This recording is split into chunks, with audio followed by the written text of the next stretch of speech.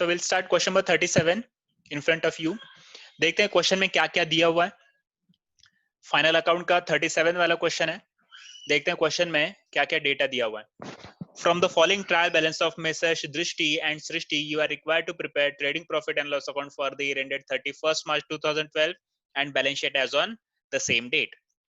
तो नीचे ये ट्रायल बैलेंस मुझे दिया है एंड नीचे कुछ एडजस्टमेंट्स दिए. उस एडजस्टमेंट का फर्स्ट ऑफ ऑल जब कभी भी फाइनल अकाउंट का क्वेश्चन करेंगे हम लोग एडजस्टमेंट का टिक मार्क करके लेंगे.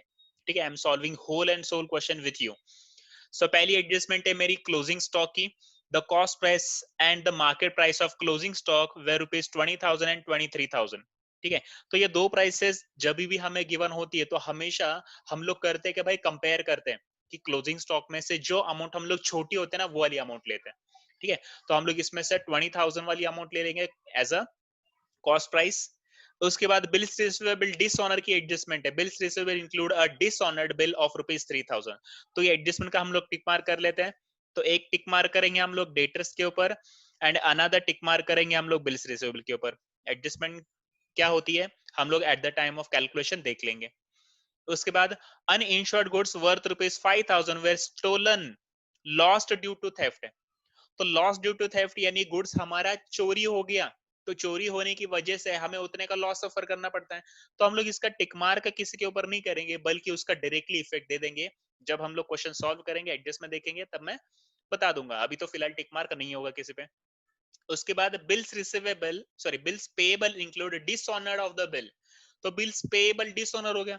तो बिल्स पेएबल डिसऑनर हो गया, इसकी एडजस्टमेंट की जाती है. एक इफेक्ट आएगा क्रेडिटर पे और दूसरा इफेक्ट आएगा मेरे बिल्स पेएबल पे. तो दोनों पे हम लोग टिक मार्क कर देते हैं. नेक्स्ट है machinery having book value of ₹4,000 sold for 3,600 was included in sales. मतलब कि मेरे मशीनरी की बुक वैल्यू 4,000 थी, उसको मैंने बेच दिया लेकिन वो अमाउंट किसमें इंक्लूड हो गया बाय मिस्टेक? सेल्स में इंक्लूड हो गया. ठीक है भाई, तो सेल्स पे टिक मार्क कर लेते हैं हम लोग. Where is my sales? तो ये सेल्स के ऊपर मैंने टिक मार्क कर दिया. लेकिन हमने सोल्ड किया था मेरी मशीनरी और उसकी बुक वैल्यू मुझे गिवन है तो हम लोग मशीनरी पे भी टिक मार्क कर देंगे. तो ये रही मेरी मशीनरी. तो मशीनरी के ऊपर भी हम लोग एक टिक मार्क कर देते हैं छोटा सा, क्योंकि उसके ऊपर भी एडजस्टमेंट होगी. So these are your adjustments. तो फर्स्ट ऑफ ऑल जब कभी भी फाइनल अकाउंट को क्वेश्चन करो, फाइनल टचअप दे रहा हूं मैं, फाइनल अकाउंट को क्वेश्चन जब कभी भी करो तो हमेशा ध्यान में रखने की सबसे पहला काम तुम्हारा होगा कि एडजस्टमेंट का टिक मार्क कर लेंगे कभी भी. ठीक है, आफ्टर दैट अब भाई इसके अलावा कुछ इंटरनल एडजस्टमेंट है क्या क्वेश्चंस में, वो देखनी है. तो इंटरनल एडजस्टमेंट देखो इस क्वेश्चन में कहीं पे भी इंटरनल एडजस्टमेंट मेंशन नहीं है. So what are those internal adjustments? क्या होती है इंटरनल एडजस्टमेंट? भाई इंफॉर्मेशन में ना कुछ एक्सपेंसेस होंगी या फिर कुछ इनकम होगी. पीरियड मेंशन होगा कि वो 2 साल के लिए मिला है या फिर 2 साल के लिए दिया है या फिर 10 महीने के लिए दिया है या 1 महीने के लिए दिया, ऐसे कुछ मेंशन होगा. These are your internal adjustments. इसके अलावा और क्या गिवन होता है कि कुछ ना कुछ रेट ऑफ इंटरेस्ट तुम्हें गिवन होता है कि एसेट या लाइबिलिटी के सामने रेट ऑफ इंटरेस्ट गिवन होता है. This is also your internal adjustment. Whether it was asked in or not in a question, you have to make these provisions. वो प्रोविजंस हमें करनी होती है. ठीक है, तो हम लोग पोस्टिंग देखो डायरेक्टली पोस्टिंग कर देंगे. अगर डाउट हो तो इमीडिएटली पूछो, नहीं है तो मेरे साथ साथ ही पोस्टिंग कर देना है. तो सबसे पहले हम लोग पोस्टिंग करेंगे. सबसे पहला काम तुम्हारा होगा ट्रायल बैलेंस का पूरा पोस्टिंग कर लेना है. तो ट्रायल बैलेंस के पोस्टिंग के बाद हम लोग वन बाय वन एडजस्टमेंट करेंगे और हर एडजस्टमेंट्स के मिनिमम 2 इफेक्ट दे देंगे, चाहे कोई भी एडजस्टमेंट हो. ठीक है, तो चलो सबसे पहले मुझे दिया है कैपिटल. तो कैपिटल हमेशा हम लोग देखो कैपिटल दो तरीके से प्रिपेयर किया जाता है.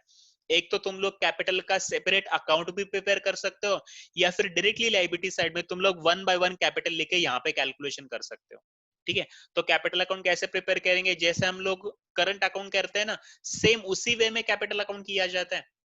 कैपिटल यानी कि लाइबिलिटी है, तो लाइबिलिटी का हमेशा क्रेडिट बैलेंस होता है. तो कैपिटल अकाउंट में क्रेडिट साइड में हम लोग लिख देंगे बाय बैलेंस, ब्रॉट डाउन उनका बैलेंस लिख देंगे. अब कैपिटल में पार्टनर्स को जो भी चीजें दी जाती है यानी प्लस की जाती है वो लिखेंगे पार्टनर्स कैपिटल अकाउंट के क्रेडिट साइड में, और जो भी उसमें से माइनस की जाती है फिर उनसे वो लिया जाता है वो लिखेंगे हम लोग पार्टनर्स कैपिटल के डेबिट साइड में. सेम एज करंट अकाउंट तुम लोग सेपरेट अकाउंट बना सकते हो. तो यहाँ पे मैं सेपरेट अकाउंट नहीं बना रहा हूँ, सिंपल सा कैलकुलेशन में पूरा कैलकुलेशन इसी में कर दूंगा. तो यहाँ पे I am writing my capital account. ठीक है, इसको मैं थोड़ा सा छोटा कर रहा हूँ. If it is not visible you can zoom it, zoom कर सकते हैं या फिर चलो मैं बड़ा ही कर देता हूँ उसे. ठीक है। तो मैं लिखूंगा मेरे पहले पार्टनर का कैपिटल, मैं फर्स्ट पार्टनर इज दृष्टि। सो दृष्टि का कैपिटल है हमारा 90,000, सो आई हैव रिटन हियर 90,000। ठीक है भाई, पहले पार्टनर का कैपिटल लिखने के बाद हम लोग प्रोविजन करने के लिए उसके नीचे कुछ जगह छोड़ेंगे। तो I am living here four space, 4 space छोड़ रहा हूं मैं। उसके बाद हम लोग लिखेंगे मेरे दूसरे पार्टनर का कैपिटल जो कि है सृष्टि। तो सृष्टि का कैपिटल भी लिख लेते हैं हम लोग। सो सृष्टि का कैपिटल मेरा 75,000, तो यहाँ पे लिख लिया मैंने 75,000, मैंने दोनों का कैपिटल लिख लिया। अब उसके बाद क्या, अब उसके बाद नेक्स्ट वाली एडजस्टमेंट, नेक्स्ट वाला पोस्टिंग, सॉरी। तो नेक्स्ट वाला पोस्टिंग मुझे दिया है ड्राइंग्स। तो हमेशा बताओ ड्राइंग्स का मतलब क्या होता है। Drawings means the amount which is withdrawn by any partner for his personal use। तो उसने अगर पर्सनल यूज के लिए कुछ निकाला है, तो पर्सनल यूज से क्या होता है उसका कम, कैपिटल कम हो जाता है, कैपिटल। तो हम लोग लिखेंगे यहाँ पे कैपिटल में से माइनस कर देंगे ड्राइंग्स। ये तो रहा दृष्टि का ड्राइंग्स, और सृष्टि का ड्राइंग सृष्टि के कैपिटल में से माइनस कर देंगे। लेस यहाँ पे लिखा मैंने drawings. Yes, drawings. How much is the amount, it's 5,000। चलो 5,000 लिख लिया। अब इसके बाद क्या, अब ये हम लोग पोस्टिंग कर रहे, इसके दो दो इफेक्ट नहीं आएंगे, एडजस्टमेंट जो होगी उसी के दो इफेक्ट हम लोग देंगे हमेशा। ठीक है, चलो उसके बाद मुझे दिया है स्टॉक ऑन 1 अप्रैल 2011। 1 अप्रैल का स्टॉक है, यानी कौन सा स्टॉक होगा मेरा, वो ओपनिंग का स्टॉक होगा, वो होता है मेरे ओपनिंग का स्टॉक। तो वो लिखेंगे ट्रेडिंग के डेबिट साइड में। तो यहाँ पे मैंने वर्ड लिख दिया ओपनिंग स्टॉक। इसको मैं थोड़ा सा बड़ा कर लेता हूँ हो सके तो, अगर नहीं बैठ रहे तो यहाँ नीचे लिख लेते हैं हम लोग, opening stock. So how much is my opening stock, my opening stock is, my opening stock is 1 lakh rupees. तो ये लिख लेते हैं 1 lakh rupees as it is outer में। सो इसके ऊपर कोई एडजस्टमेंट नहीं है हमारी, तो इसको हम लोग डायरेक्टली आउटर में लिखेंगे। इसके ऊपर कोई भी एडजस्टमेंट नहीं है, उसको डायरेक्टली आउटर में लिखेंगे। Okay fine. उसके बाद क्या दिया है भाई, उसके बाद बिल्स रिसीवेबल दिया है। तो बिल्स रिसीवेबल क्या होती है हमारी, एसेट होती है बिल्स रिसीवेबल। तो will write it into a asset side.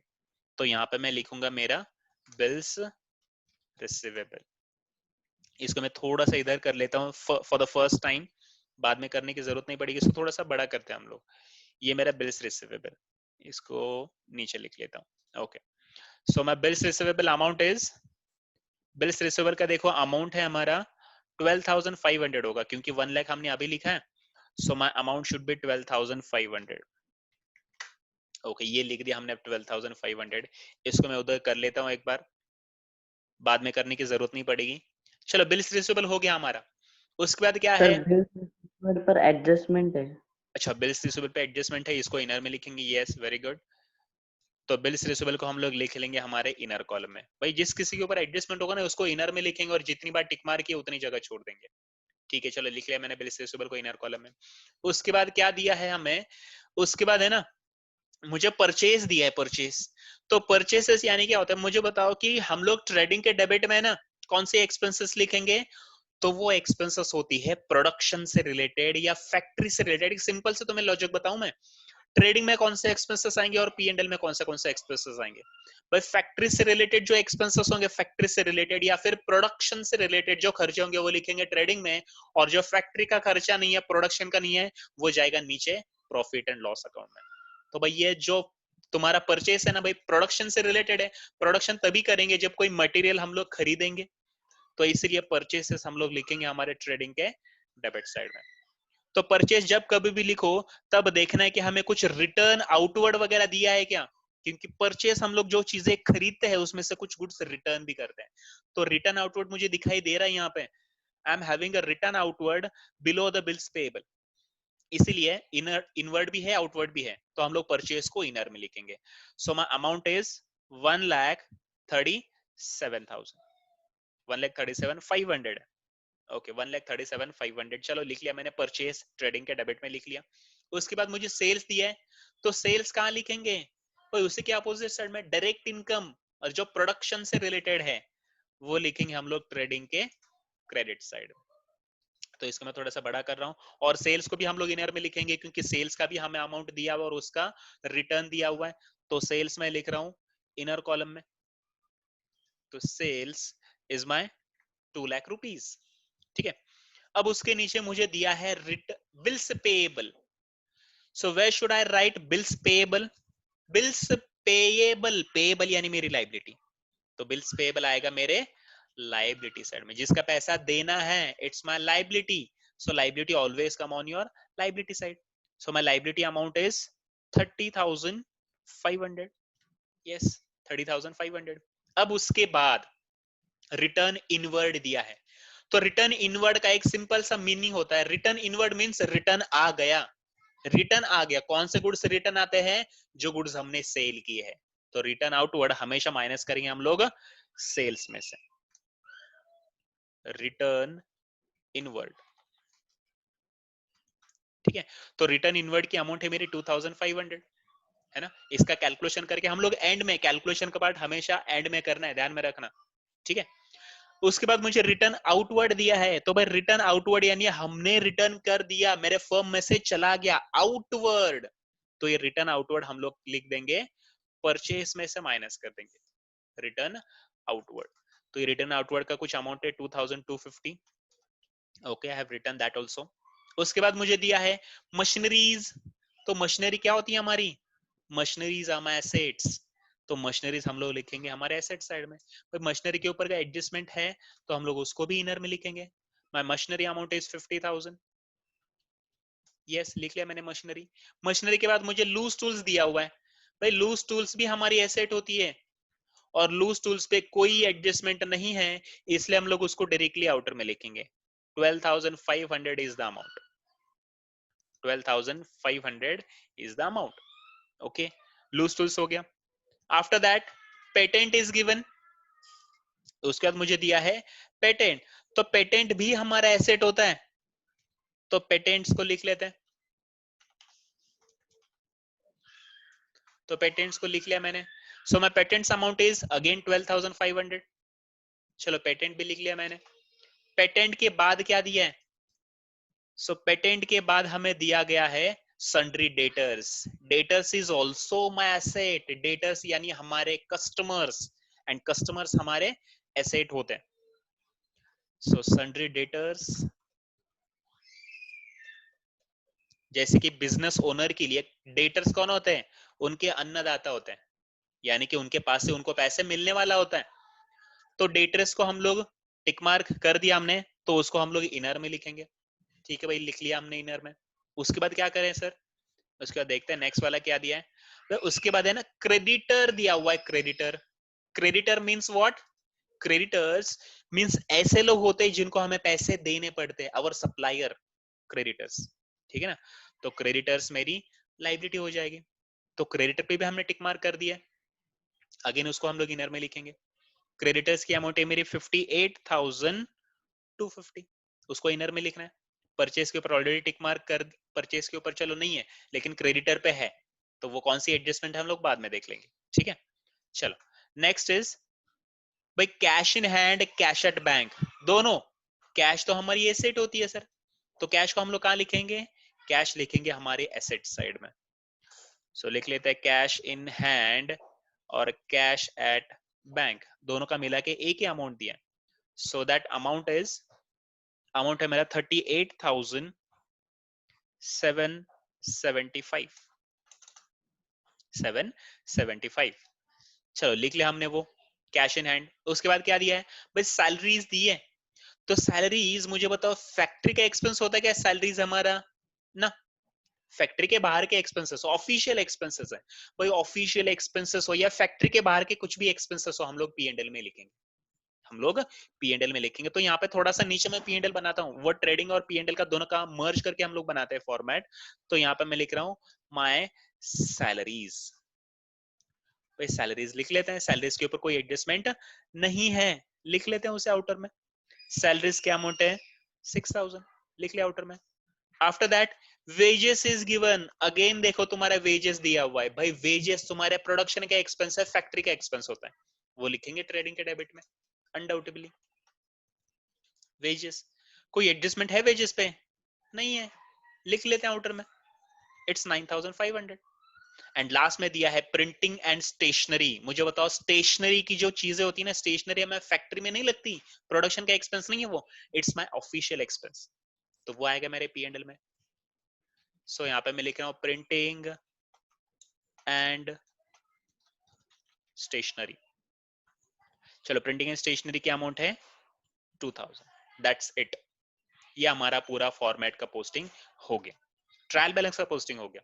अब हम लोग करेंगे वन बाय वन एडजस्टमेंट। तो सबसे पहली एडजस्टमेंट है क्लोजिंग स्टॉक की। The cost price and market price of the closing stock were 20,000 and 23,000। ठीक है, तो देखते हैं क्लोजिंग स्टॉक दिया है भाई। क्लोजिंग स्टॉक कैलकुलेशन में अभी भी नहीं कर रहा हूं, पहले पोस्टिंग, बाद में एडजस्टमेंट, एंड में कैलकुलेशन। ये स्टेप ध्यान में रखना, पहले पोस्टिंग, एडजस्टमेंट एंड एंड में कैलकुलेशन। अगर इजी है तो कर सकते हो तुम लोग, जैसे कि अगर ओरली हम लोग कर पा रहे हैं तो ओरली तुम्हें करना है तो you can do that. 2 lakh में से अगर मैंने 2500 माइनस किया तो बचेगा मेरा 1,97,500। ये तुम लोग लिख सकते हो। If you want you can write. अगर ओरल कैलकुलेशन तुम्हें करने आ रहा है तो ही करो, या फिर उसके लिए सेपरेट से समय मत दो, सेपरेट से कैलकुलेशन नहीं करेंगे उसके लिए। अगर ओरल कैलकुलेशन कर सकते हो तो ओरली करो, नहीं है तो फिर एंड में करेंगे कैलकुलेशन, कोई दिक्कत नहीं है। टाइम वेस्ट नहीं करना है बस हमें, time is very precious for us. ठीक है, सो उसके बाद मुझे क्लोजिंग स्टॉक दिया है भाई। क्लोजिंग स्टॉक भाई, ओपनिंग स्टॉक हमने डेबिट में लिखा है, ट्रेडिंग का डेबिट साइड में। जब मेरा बिजनेस शुरू हुआ तब मैंने डेबिट साइड में ब्रॉट डाउन कर ली, ये मेरा ब्रॉट डाउन का बैलेंस है। और क्लोजिंग स्टॉक ये कैरिड डाउन का बैलेंस होता है, इसलिए हमेशा क्रेडिट में ही आएगा। ट्रेडिंग के क्रेडिट साइड में स्टॉक कितना बचा at the end of the year, तो सर ये 20,000 का स्टॉक बच गया। तो मुझे बताओ स्टॉक क्या होता है हमारा। स्टॉक अगर हम लोग प्रैक्टिकली देते हैं तो स्टॉक क्या होती है हमारी, stock is my asset. Stock हमारी एसेट होती है, इसलिए इसका सेकंड इफेक्ट आएगा मेरे बैलेंस शीट के एसेट साइड। क्लोजिंग स्टॉक जो भी अमाउंट है वो अमाउंट लिख लेते हैं हम लोग, जैसे कि ये 20,000 इज माई अमाउंट, तो 20,000 हमने लिख लिया मेरे एसेट साइड में। तो कंफर्म है क्लोजिंग स्टॉक भाई, एक तो ट्रेडिंग के क्रेडिट में आएगा और स्टॉक हमारी जबकि एसेट होती है इसलिए वो एसेट साइड में आएगा। थिंग्स जो टेंजिबल थिंग्स होती है ना वो एसेट्स में आएंगी, टेंजिबल थिंग्स। ठीक है, चलो नेक्स्ट है। अब ये बिल्स रिसीवेबल डिसऑनर, सर इस एडजस्टमेंट को कैसे करें, समझ में नहीं आता ये एडजस्टमेंट। बिल्स रिसीवेबल डिसऑनर होता क्या है। बट बिल्स रिसीवेबल यानी क्या होता है कि वो पैसा हमारे कस्टमर का हमने बिल ड्रॉ किया है और हमने बैलेंस शीट में वो शो किया कि भाई इतना बिल पेंडिंग है, इतना बिल आना बाकी है। हमने वो डेटर में ऐड नहीं किया भाई, बिल हमेशा हम लोग डेटर का निकालते हैं। तो हमने क्या किया, instead of adding that amount into debtor we have shown that separately in our balance sheet. Balance sheet में हमने सेपरेटली बिल्स रिसीवेबल शो किया। लेकिन अब क्या हो रहा है कि एक जो बंदा था जिसका हमें बिल मिलना था, उसने वो पैसे डिसऑनर कर दिए। वो पैसा मुझे ड्यूरेशन था दिया था मैंने उसको 2 महीने का, उसने 2 महीने में पैसे नहीं दिए, तो इसका मतलब है बिल डिसऑनर हो गया। तो डिसऑनर हो गया यानी वो बिल कैंसिल हो जाएगा और वो पैसा हमारे डेटर्स में ऐड हो जाएगा। तो बिल्स रिसीवेबल डिसऑनर की हमेशा एडजस्टमेंट ध्यान में रखो। तो बिल्स रिसीवेबल जो भी डिसऑनर होता है तो उसमें से डायरेक्टली मैं माइनस कर दूंगा डिसऑनर के नाम से। ये क्या हो गया, हमारा बिल डिसऑनर हो गया। तो डिसऑनर कितने का हो गया, अमाउंट इज गिवन 3,000 का बिल डिसऑनर हो गया।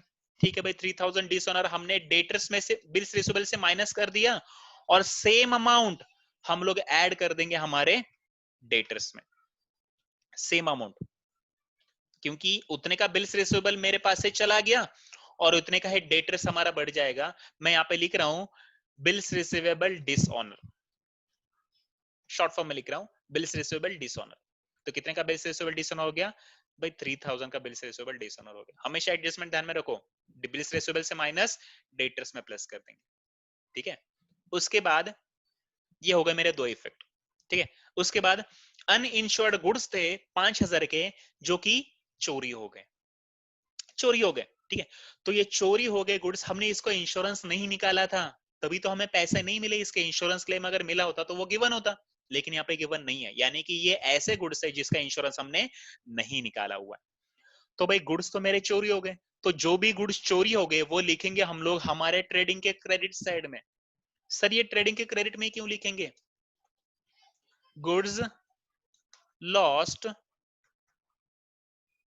ड्यू टू थेफ्ट, ये लिख दिया मैंने। सर ट्रेडिंग में क्यों लिखेंगे इसे, तो ये ट्रेडिंग में लिखने का एक रीजन होता है भाई, गुड्स मेरे पास आ गए, मैंने खरीद लिया, वो मेरे प्रोडक्शन के डेबिट में आएगा।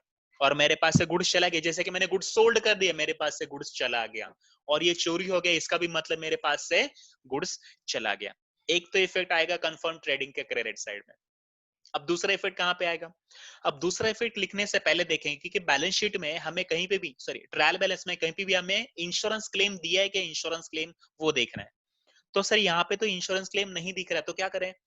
तो इंश्योरेंस क्लेम मिला नहीं, यानी कि 5,000 का 5,000 चोरी हो गया, वो पूरा का पूरा लॉस है हमारा। वो पूरा लॉस लिखेंगे हम लोग हमारे प्रॉफिट एंड लॉस अकाउंट के डेबिट साइड में। प्रॉफिट एंड लॉस, क्योंकि सारे लॉसेस हम लोग यहाँ पे लिखते हैं।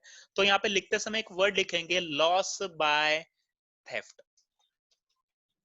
इसको वर्ड लिखते समय सर क्या लिखेंगे? लॉस बाय ये थेफ्ट। यस ये वाली एडजस्टमेंट सेम वो लॉस बाय फायर वाली है ना? यस, सेम सेम, सिर्फ वर्ड चेंज होगा, लॉस बाय फायर की जगह लॉस बाय थेफ्ट आएगा। ओके। वो जल गया था, ये चोरी हो गया, दोनों में हमें लॉस ही सफर करना पड़ रहा है।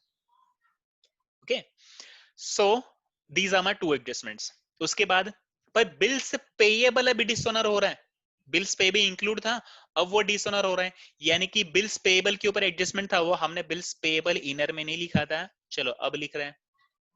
तो मैं यहाँ पे लिख रहा हूँ बिल्स पेएबल को इनर में। तो जैसे बिल्स रिसीवेबल डिसऑनर हुआ था, वैसे बिल्स पेएबल भी डिसऑनर, यानी कि किसी मेरे सप्लायर ने मेरे ऊपर एक बिल ड्रॉ किया था 2 महीने का, 2 महीने के अंदर अंदर मुझे वो पैसे देने थे, लेकिन as per the credit instrument अगर कोई बिल ड्यू डेट को नहीं दिया जाता, वो डिसऑनर होता है, डिसऑनर कहलाया जाता है। तो मैंने उस बिल का पैसा नहीं दिया, तो नहीं दे, यानी हमारे बैलेंस शीट में कहां पे शो करेंगे? बिल्स पेबल नहीं दिया, यानी बिल्स पेबल का बैलेंस माइनस हो जाएगा, और किसका बैलेंस बढ़ेगा? मेरे सप्लायर का बैलेंस बढ़ेगा, क्रेडिटर का बैलेंस बढ़ेगा। जैसे bills receivable dishonour, bills receivable से माइनस, डेटर में प्लस किया, वैसे ही bills payable dishonour bills payable से माइनस करेंगे एंड क्रेडिटर में प्लस कर देंगे। सेम एडजस्टमेंट जैसे बिल्स रिसीवेबल का तुमने किया था, डिसऑनर के नाम से यहाँ पे मैं माइनस कर दूंगा, डिसऑनर।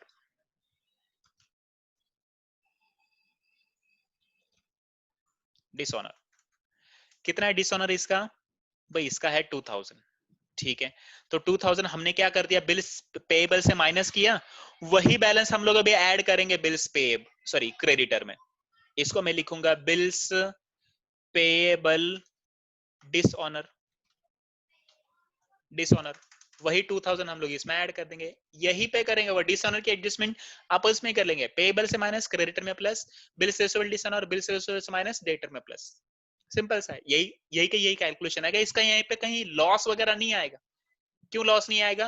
भाई एक कंटेंट लाइबिलिटी का कम हो रहा है, दूसरा कंटेंट बढ़ रहा है, इसमें ना तो लॉस ना तो प्रॉफिट, ठीक है। ओके, एंड लास्ट वाली adjustment, it's very much important adjustment, important adjustment है। अब इसके हम लोग देंगे 3 इफेक्ट, इसके हम लोग देंगे 3 इफेक्ट। कैसे 3 इफेक्ट वो देख लो जरा। इसको मैं क्या कर रहा हूं, इसको है ना भाई इनर में लिखना पड़ेगा हमें। क्यों इनर में लिखना पड़ेगा? क्योंकि सेल्स के ऊपर एक और एडजस्टमेंट है, सेल्स के ऊपर। अब वो क्या एडजस्टमेंट है? हमने टिक मार्क किया था ऑलरेडी, देखो सेल्स के टिक मार्क कर दिया है। अब लास्ट वाली एडजस्टमेंट में पढ़ रहा हूं, लास्ट वाली एडजस्टमेंट में देखो क्या दिया है भाई। Machinery having book value ₹4,000 sold for 3,600 was included in sales. मतलब कि एक मशीनरी है जिसका बुक वैल्यू 4,000 है, लेकिन वो पैसा किसमें इंक्लूड हुआ है बाय मिस्टेक? सेल्स में इंक्लूड हुआ है। एक्चुअली हमारा बिजनेस है गुड्स सेल करना, लेकिन मैंने मशीनरी सोल्ड कर दी, वो पैसा सेल्स में ऐड कर दिया, तो गलती तो की। तो जिसमें इंक्लूड है उसमें से कर देंगे माइनस, जिसमें इंक्लूड है उसमें से कर देंगे माइनस। तो भाई सेल्स में इंक्लूड है तो सेल्स में से माइनस करो, सेल ऑफ मशीनरी के नाम से हमने ये क्या सेल किया है? Sale of machinery, machinery sale किया था हमने। भाई कितना पैसा इंक्लूड है उसमें? मशीनरी सेल की थी हमने 3,600 में, तो ये पैसा इस सेल्स में इंक्लूड हो गया, ठीक है। लेकिन उसका मुझे बताओ बुक वैल्यू कितना था? उस मशीनरी का बुक वैल्यू मुझे दिया है 4,000। तो मशीनरी मैंने भेजी है, तो instead of deducting from machinery, मैंने उसको तो यहाँ पे शो किया ही नहीं, तो मैंने मशीनरी सोल्ड कर दी, यानी मेरे पास से क्या चला जाएगा? मशीनरी चला जाएगा। तो मशीनरी से वो माइनस किया जाता है, मशीनरी से हम लोग माइनस करेंगे सेल, ठीक है। यहाँ पे मैं ब्रैकेट में कर रहा हूं बी के बी वी, यानी बुक वैल्यू, हमारी इंफॉर्मेशन के लिए। उसकी बुक वैल्यू कितनी थी भाई? 4,000 उसकी बुक वैल्यू थी, 4,000 उसकी बुक वैल्यू थी। 4,000 का मैंने 3,600 में बेचा है, तो मुझे बताओ इस ट्रांजैक्शन में हमें लॉस सफर करना पड़ रहा है। भाई मशीनरी की बुक वैल्यू थी 4,000, हमने सोल्ड कर दिया 3600 में, तो इसमें तो हमें 400 रुपए का लॉस हो रहा है ना। मशीनरी है 4000 की, 3600 में बेचा, यानी कि हमें लॉस सफर करना पड़ता है 400। तो 400 का मेरा लॉस है। एंड लॉसेस हम लोग लिखते कहां पर है? पी एंड एल के डेबिट साइड में। Loss on sale of machine, कितने का लॉस हो रहा है मुझे? 400 का लॉस सफर करना पड़ रहा है। हो सके तो मैं ब्रैकेट में शो करता हूं यहाँ पे, 4000 माइनस 3600, ये 400 का हमें लॉस सफर करना पड़ रहा है। देखो अगर क्वेश्चन में बुक वैल्यू गिवन नहीं होता मशीनरी का तो हम लोग ये नहीं लिखते लॉस वाला, लेकिन क्वेश्चन में मुझे बुक वैल्यू दी है भाई, 4000 की मशीनरी 3600 में बेचा, यानी कि लॉस हुआ, वो लॉस हमने लॉस में लिखा है। और वो जो 3600 थे किसमें इंक्लूड हो गए? सेल्स में इंक्लूड हो गए, इसलिए सेल्स में से माइनस किया। और मशीनरी जबकि मेरी एसेट है, मैंने बेचा है लेकिन शो ही नहीं किया बैलेंस शीट में, तो उतने से मेरी एसेट कम हो जाएगी, तो एसेट से भी माइनस कर दिया सेल बुक वैल्यू के नाम से। That's it, these are your sir adjustments. एक और नाउ बार हम लोग एक्सप्लेन करो कैलकुलेशन ना, करेंगे। कौन सी वाली? लास्ट वाली। चलो, सेल ऑफ अ मशीनरी, उसका बुक वैल्यू मुझे दिया है 4000 और उसको मैंने बेचा कितने में है? 3600 में, ठीक है। और वो पैसा किस में इंक्लूड हो गया? भाई सेल्स में इंक्लूड हो गया।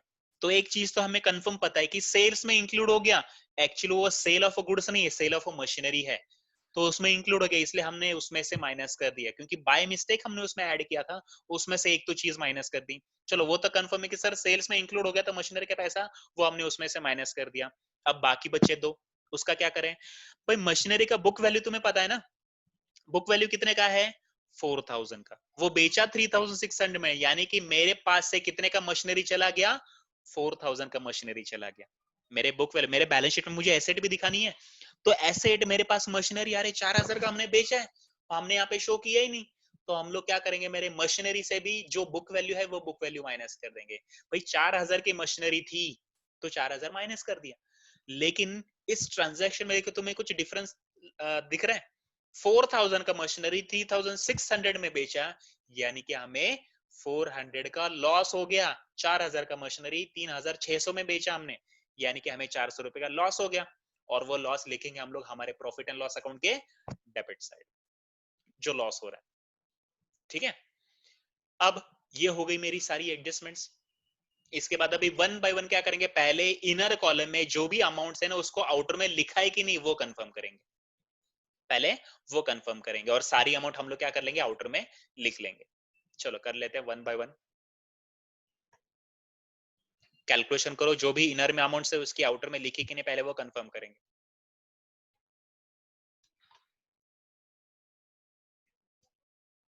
वन बाय वन कैलकुलेशन करो, और हम लोग हमारा ग्रॉस प्रॉफिट, नेट प्रॉफिट वगैरह कैलकुलेट कर लेंगे। ट्रेडिंग का जो प्रॉफिट आएगा वो ग्रॉस प्रॉफिट आएगा, और प्रॉफिट एक्चुअल में होता कब है? जब हमारा इनकम बढ़ा आएगा तो हमें प्रॉफिट होगा, और जब हमारा एक्सपेंस बढ़ा आएगा तब हमें लॉस सफर करना पड़ता है। बट डेबिट साइड की टोटल, डेबिट में एक्सपेंसेस होते हैं, क्रेडिट साइड में इनकम्स होती है, उसका कैलकुलेशन कर लेंगे, ठीक है। चलो वन बाय वन कैलकुलेट करो और मुझे बताना कि कितना आएगा हमारा। इसका पहले तो देखो कितना आएगा, 1,97,500 माइनस 3,600, 97 में से 3 गया, 94, 93,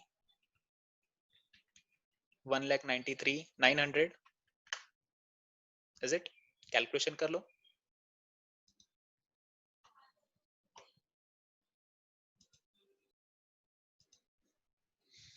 if I am wrong correct कर लो, कैलकुलेशंस में मिस्टेक हो गई तो क्वेश्चन टैली नहीं होगा।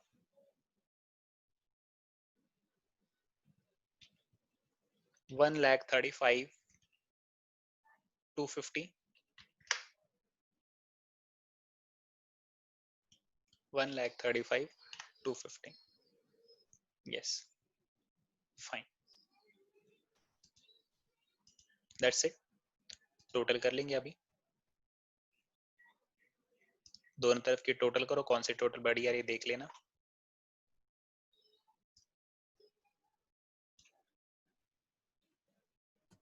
सर ग्रॉस लॉस आएगा. अच्छा लॉस आ रहा है, यस. Okay fine. तभी मैंने बताया कि अगर तुम्हारा एक्सपेंस यानी डेबिट साइड की टोटल बड़ी आएगी तो तुम्हें लॉस सफर करना पड़ेगा, और अगर क्रेडिट साइड की टोटल बड़ी आएगी तो तुम्हें प्रॉफिट होगा. तो इस केस में क्या हो रहा है कि मेरे डेबिट साइड की टोटल बड़ी आ रही है ना. तो डेबिट साइड की देखो यही आंसर आ रहा है क्या, 25,850. Yes. Okay, tell me the Yes, sir. Amount, tell me the total amount. Is it 2,40,000? 44,750. yes, 2,44,750 is my 2 total. for 750. yes, okay fine. चलो दोनों तरफ मैं एक काम कर लेता हूँ, ये टोटल लिख लेते हैं हम लोग दोनों तरफ. तो इस केस में क्या हो रहा है कि मेरे एक्सपेंडिचर की टोटल बड़ी आ रही है, दैट मींस कि हमें लॉस सफर करना पड़ेगा. तो वो लॉस लिखेंगे हम लोग क्रेडिट साइड में बाय ग्रॉस लॉस, है ना. तो ग्रॉस लॉस देखो कितने का आएगा, 2,44,000 माइनस 750 माइनस 2,13,000. 18,900. 2,18,900 माइनस करोगे, सो यू विल गेट 25,850 का लॉस, ग्रॉस लॉस मिलेगा. ठीक है ना. अब ये लॉस लिखेंगे कहां पे, जैसे हम लोग प्रॉफिट लिखते हैं, प्रॉफिट एंड लॉस अकाउंट के क्रेडिट साइड में वो प्रॉफिट है. अब ये लॉस है तो लॉस कहां पे लिखेंगे, प्रॉफिट एंड लॉस के डेबिट साइड में, अपोजिट साइड में लिखा जाता है. कैरिड डाउन का बैलेंस ब्रॉट डाउन हम लोग कौन सा साइड में करते हैं, उसके अपोजिट साइड में करते हैं. We have calculated that gross loss amount, तो वो कैरिड डाउन का बैलेंस है, क्लोजिंग का बैलेंस. तो अगले अकाउंट को पोस्ट करते समय ब्रॉट डाउन कहां पे किया जाता है, उसके अपोजिट साइड में पोस्ट किया जाता है. तो यहां पे मैं लिखूंगा टू ग्रॉस लॉस. तो वही लिखेंगे, ग्रॉस लॉस इज माय 25,850, 25,850. चलो लिख लिया 25,850. उसके बाद सेम. So net loss आ गया 39,250. ओके, अगेन नेट लॉस आ रहा है. यस, नेट लॉस ही आएगा इसमें. टोटल कितना आया, अच्छा यही आएगा क्योंकि क्रेडिट में कुछ है ही नहीं, है ना. तो 39,250 is my net loss, is it. और यही अमाउंट लिखेंगे हम Yes. लोग क्रेडिट साइड में भी, और हमारा जो लॉस होगा वो लॉस भी लिखेंगे हम लोग अभी क्रेडिट साइड में. तो इसको मैं कहूंगा बाय नेट लॉस, है ना. और ये लॉस जो होता है ना वो पार्टनर्स में डिस्ट्रीब्यूट किया जाता है. भाई ग्रॉस प्रॉफिट डिस्ट्रीब्यूट नहीं किया जाता, लेकिन ये जो नेट लॉस या नेट प्रॉफिट होता है ना वो डिस्ट्रीब्यूट किया जाता है. लॉस एंड प्रॉफिट का एक सिंपल सा लॉजिक ध्यान में रखो. अगर क्रेडिट साइड यानी इनकम साइड अगर तुम्हारी ज्यादा है, तुम्हारा एक्सपेंसेस है, so you will gain profit, you will get profit.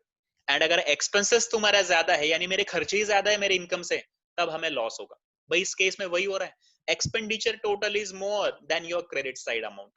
Credit side से तुम्हारा एक्सपेंडिचर अगर बड़ा है तो तुम्हें लॉस सफर करना पड़ेगा. तो ये लॉस हम लोग क्या करेंगे, दोनों पार्टनर्स में डिस्ट्रीब्यूट करेंगे. सो दृष्टि, दृष्टि के लिए कितना मुझे बताओ, प्रॉफिट शेयरिंग रेशियो क्वेश्चन में नहीं दिया है, यानी कि हम लोग कैसे डिस्ट्रीब्यूट करेंगे, दोनों को इक्वली डिस्ट्रीब्यूट कर देंगे. Equally. इक्वली. तो कितना आएगा मुझे बताओ एक बार. 19,650. सर Equal to 39,250 आ रहा है क्या?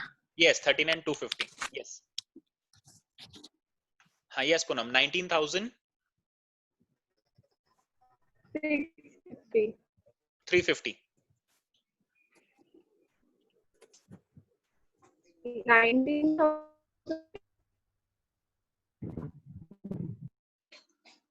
और सर वही अमाउंट नेट लॉस होगा ना हमारा? यस 19,625 आ रहा है. 625. 625. अच्छा 625 ना, 19,625.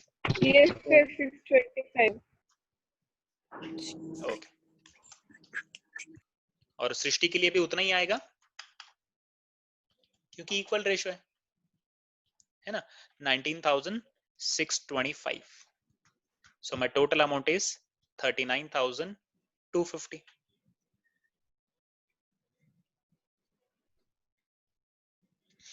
अब ये नेट लॉस बताओ क्या करेंगे. भाई लॉस है यानी बिजनेस का कैपिटल कम हो Minus जाएगा. कर देंगे. यस माइनस कर देंगे. अगर लॉस आ गया तो मेरे बिजनेस का कैपिटल कम हो जाएगा, इसलिए हम लोग वो बैलेंस क्या कर देंगे, माइनस कर देंगे। नेट लॉस, जिसका लॉस है उसी में से माइनस करो। भैया दृष्टि का लॉस है 19,625 और ये सृष्टि का लॉस है, तो सृष्टि में से माइनस कर देंगे हम लोग नेट लॉस। ये नेट लॉस है इसका भी 19,625 है ना। अब एंड में क्या करेंगे, इसका टोटल करके आउटर में लिखेंगे और बैलेंस शीट टैली कर लेंगे। देखो ये क्वेश्चन हो जाना चाहिए 30 मिनट में, ऑलमोस्ट हमारा हो रहा है। विद डिक्टेशन मैंने किया 40 मिनट में होना ही चाहिए, और हो रहा है आज की डेट।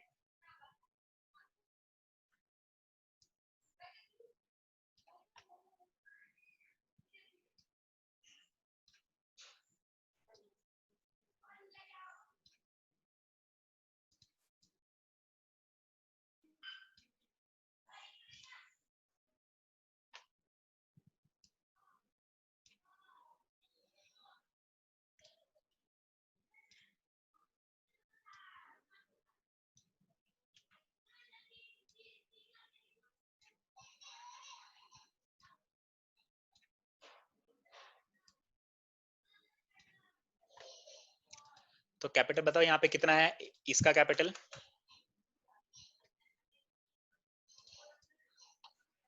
सर दृष्टि का 63,150 आया है। यस सही है, very good. 63, you guys are doing well. 63,150, yes, very good. And सृष्टि का 50,375। yes 50,375, very good.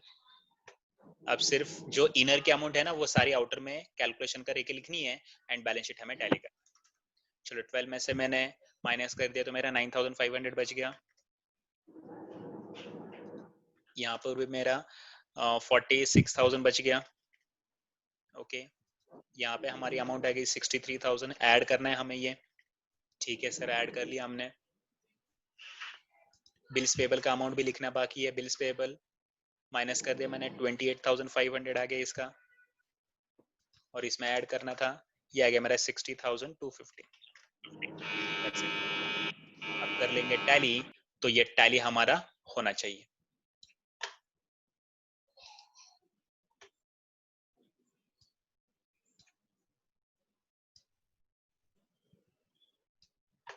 टैली कर लेंगे और मुझे टैली फिगर बताना कि टैली कितने से हो रहा है। सर टैली हो गया। Yes, what is the amount Ratan? 2,02,275।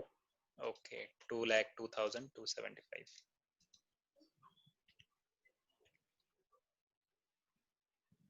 $2,02,275, is it? Yes sir. Okay, fine. So this is the tally figure.